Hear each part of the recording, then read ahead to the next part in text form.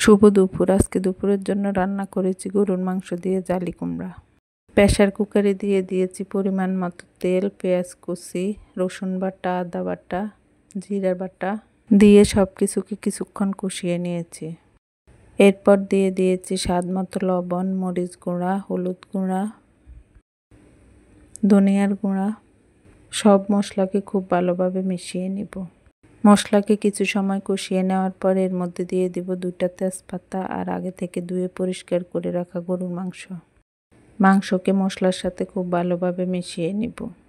মাংসের মধ্যে তেল ওঠা পর্যন্ত মাংসটাকে রান্না করে নেব। এর মধ্যে দিয়ে দিয়েছি 4-5টা এলাচ। মাংসটা কিছুক্ষণ রান্না করার পর যখন উপরে তেল বেশি উঠেছে তখন দিয়ে দিয়েছি আগে থেকে কেটে ধুয়ে পরিষ্কার করে রাখা জালি কুমড়া। আবারও সব কিছুকে ভালোভাবে মিশিয়ে নেব। তারপর প্রেসার কুকারের ঢাকনা দিয়ে 2-3টা সিটি দিয়ে নেব। তারপর মাংসটাকে একটা পাতিলে নিয়ে নিয়েছি, আবারও কিছুক্ষণ জাল করে নেব। এখন এর মধ্যে কয়েকটা কাঁচামরিচ কাটা আর গরম মশলার গুঁড়া দিয়েছি। বাস হয়ে গেল মজাদার মাংস দিয়ে জালি কুমড়া রান্না।